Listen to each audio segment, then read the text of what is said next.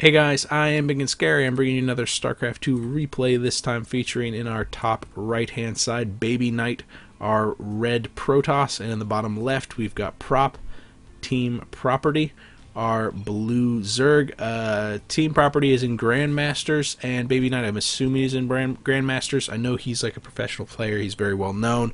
It's possible that he placed in Masters, and this is just him just now getting into Heart of the Swarm. I doubt it. I bet he's in Grandmasters too.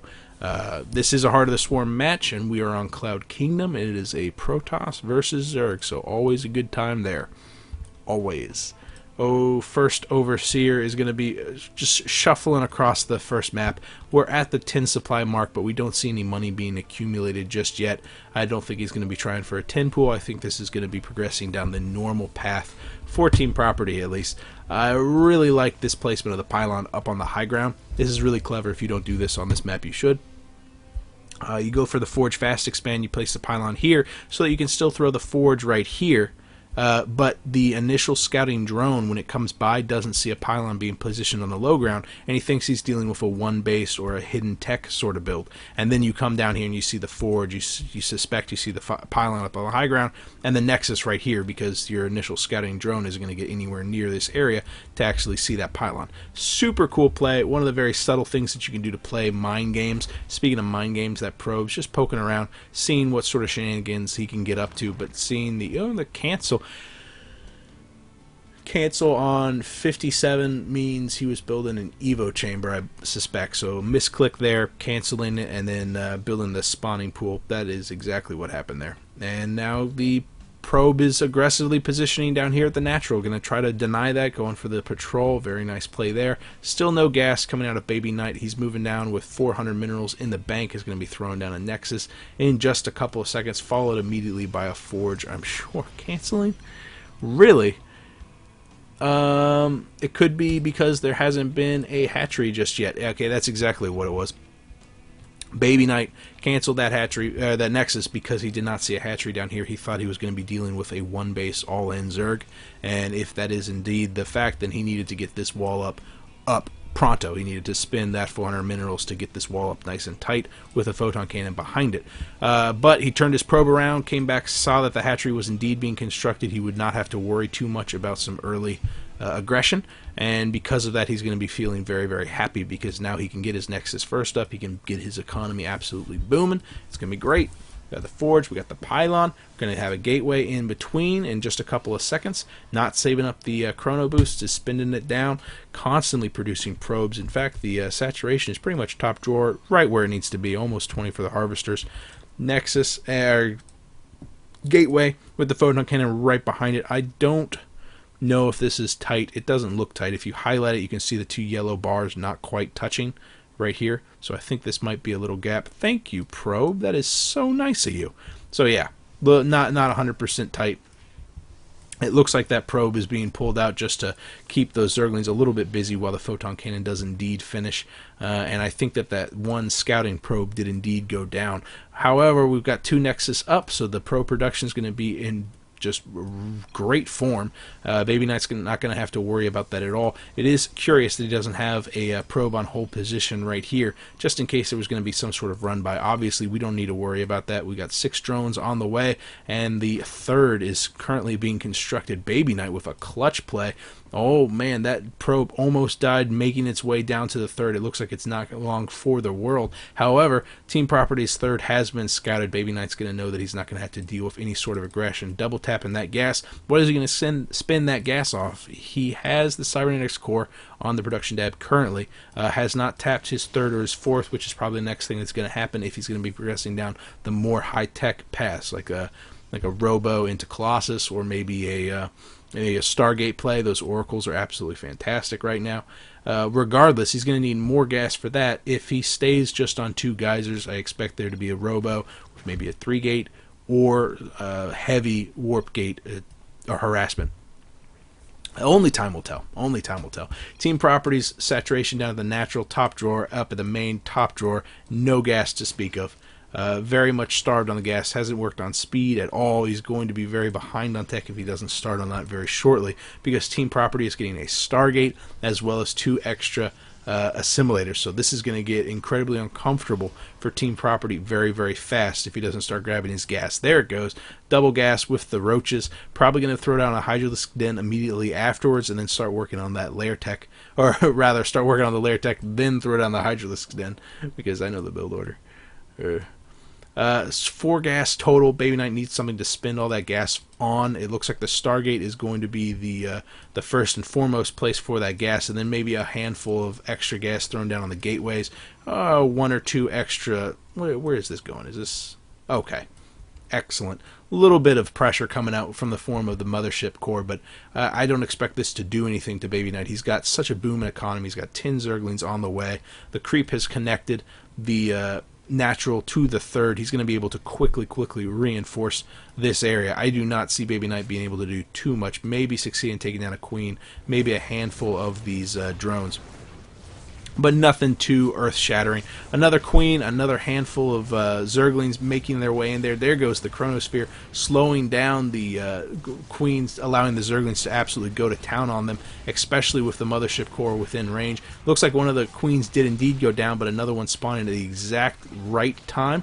We can see an Oracle now on the production tab with a Spore Crawler being constructed to defend the third. I do not see how effective that Oracle is going to be against those Spore Crawlers. With Spore Crawlers defending every single one of the expansions, that Oracle is not going to be very effective at getting in there. It's going to be in a world of hurt if it tries to continue with this harassment. So BabyKnight's going to have to be very clever with that Oracle. On the other side of things, TeamprOperty doesn't have that big of a standing army, and that Oracle is pretty good against Zerglings, so it should be able to chew through that pretty quickly. And I don't know, yeah, there's no Spore Crawler to defend the main, so this is a very nice and juicy and delicate area for him to actually engage. Interesting decision to do the lair tech down at the natural, but it's definitely not uncommon. It's just worth noting. Also worth noting is that 2 Oracles are going to be flying right past 2 Overlords, very aggressively positioned right within range of that Spore Crawler. That Spore Crawler doing quite a lot of damage, bringing 1 Oracle down well within the orange, the other one into the yellow. Both of them being rebuffed only after killing a single worker, or no, 7 workers total, but I think I wonder how many did they do? 1, 2, 3. 3 workers total for 2 Oracles. Not the most cost-effective trade in the world, but he does have a nice tech up. He has that Stargate up. He's going to be able to continually produce those Void Rays, which are very, very effective, especially against the Swarm Host, which actually we can see the Infestor Pit is on the way, so it could be that that's what TeamprOperty is going to be teching towards. And, you know, those Void Rays, I actually just casted another game by TeamprOperty that had him pitting his Hydralisks against the Hydralisk and the Swarm Hosts against the Void Rays, and the composition definitely turned out to be a bear for TeamprOperty to deal with. He had to rely on Corruptors. Maybe that's something that we're going to be seeing later on today. Roach Hydra composition is currently the state of the game for TeamprOperty, but he is working on the Swarm Host tech. He's getting them out. He's got the Enduring Locust upgrade going to be coming out very, very shortly, and it looks like it's going to be coming at the exact right time for him to harass this third, which is just now going to be finishing. The sheer number of Void Rays is not at the point where he can pressure BabyKnight can pressure successfully in on those Swarm Hosts once their number reaches a critical mass. 4 more on the production tab. Where are the roaches? Handful of roaches going to town on the rocks. Handful of queens going to town on the creep spread, and a fourth being positioned rather aggressively right here out in the open. Usually, for Zerg at least, you go kind of to the left. I don't know. It's 6 in one hand, half dozen in the other. This one is super exposed. I feel like this one's less on the beaten path, less likely to be discovered. Like, this is the first place you always look. But, you know, it's really just personal preference. Also personal preference, just scout around with a Phoenix. Hallucinate is going to totally see this expansion, totally see that the 2 Spore Crawlers are up to defend it. So will that pressure BabyKnight into going out and actually making something happen? No. He's working on his economy. He's working on his upgrades. He's got +2 ground, +2 armor, and Zealot charge. All of these things are going to be absolutely fantastic. However, the Zealots are going to have a very hard time against the Swarm Hosts, which are now out on the field. Where are they? Okay, over here by the Zelnaga Watchtower, a healthy number of Swarm Hosts, not quite the number that you need in order to pressure the third, but he's getting there. He's got 2 more on the production tab, and they are incredibly expensive.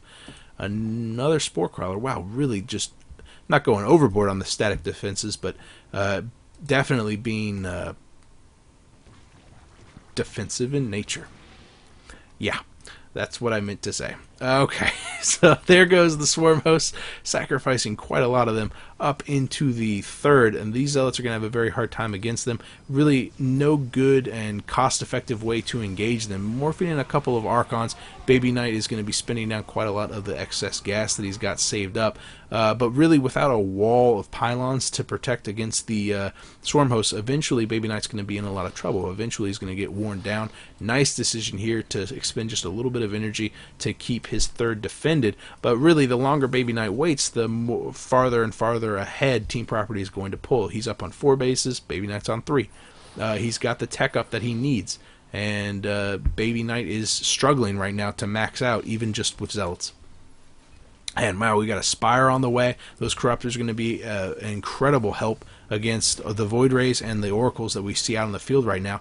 And really, as soon as these sentries run out of energy, the Zealots are going to begin to bite the dust. Here comes the push from BabyKnight, pushing out with quite a lot of Zealots, and they're definitely doing a number on the Roaches as well as the Locusts. But here comes the second round of Locusts going to be popping out just in time to catch the High Templar on the creep. High Templar are going to be hightailing it out. However, the Locusts taking a couple of pot shots, forcing the engagement all the way back home. Is there enough energy for some more force fields? It doesn't look like it is. Oh yeah, there we go. So BabyKnight kind of whiff it, and this one over on the left side, but that'll just allow a trickle to come through. Nothing that an Archon and a handful of Zealots can't deal with. It's interesting to see that the only pressure being dealt with is on the left side. We don't see any pressure down here on the right. Just a handful of Roaches could really make BabyKnight feel very uncomfortable having to fight this war on 2 fronts.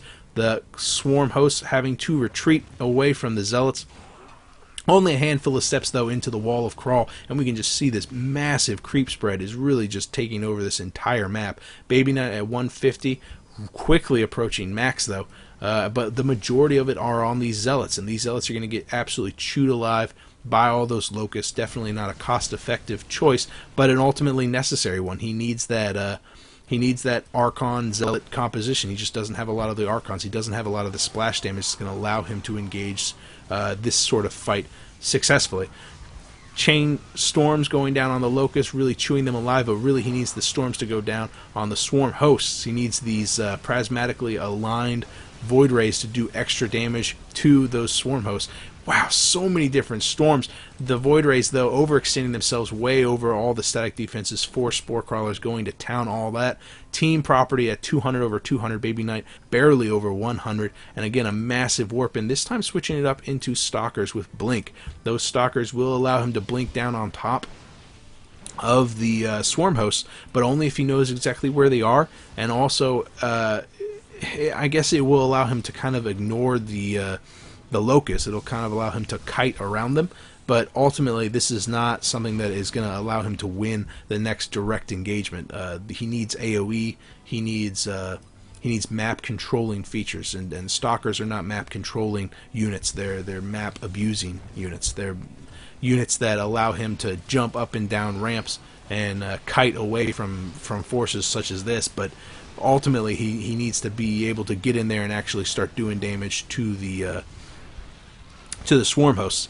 The Stalker's proving to be incredibly effective, actually, pushing forward, dealing some significant damage to the static defenses, finally taking out all the spines. It looks like the Hydralisks now not accompanied by the Locust. Beautiful storm down on top of the Locust right as they reach the bottom of the ramp. The Stalker's having no problem at all chewing apart all the Locusts. There goes the Blink down on top of the Spore Crawler.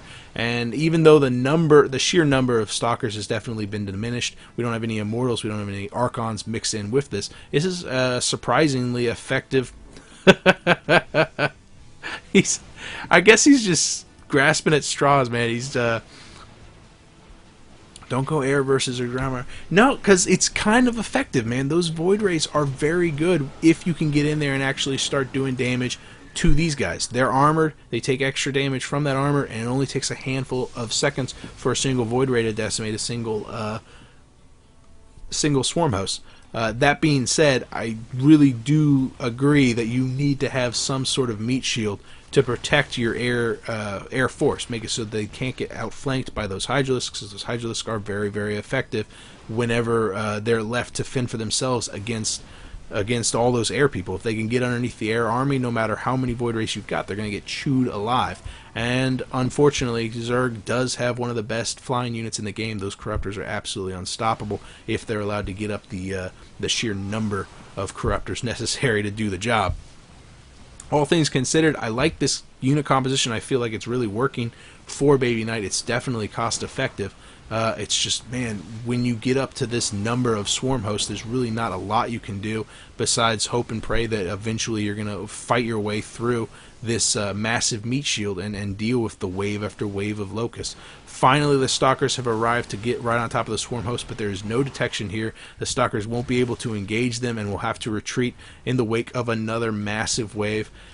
BabyKnight, good gaming out, even though I can tell he's a very, very frustrated man right now. And it's totally okay to do that. Absolutely. Just kudos to him for GGing when you're super frustrated like that. It's so much easier to be like, oh, this is terrible. I hate you forever. Goodbye. So good for him. This is something that's bothering me. I don't know the answer to this in the meta. What does Protoss do to beat this? I've seen things that can buy you a moment of respite. A lot of Void Rays can decimate this force in the matter of seconds. But getting the Void Rays here is a problem because of this. Or this. So I don't know. In my mind, there's no right answer if it requires you to not allow them to get this many swarm hosts. There has to be an answer for when they get around 15 swarm hosts. What unit composition do you do? I've seen Colossus. They worked okay. I've seen Void Rays. They worked okay. I just saw High Templar and Stalkers. That was okay. But I don't know the right one. If you guys know the right one, please let me know. I'm super curious. I'm going to go on Wikipedia right now and check it out. I appreciate you guys coming here to check out this video. If you have a game you want me to cast, you could PM me here or on Reddit. One way or another, I will see you guys later. I am Ibigandscary. Bye.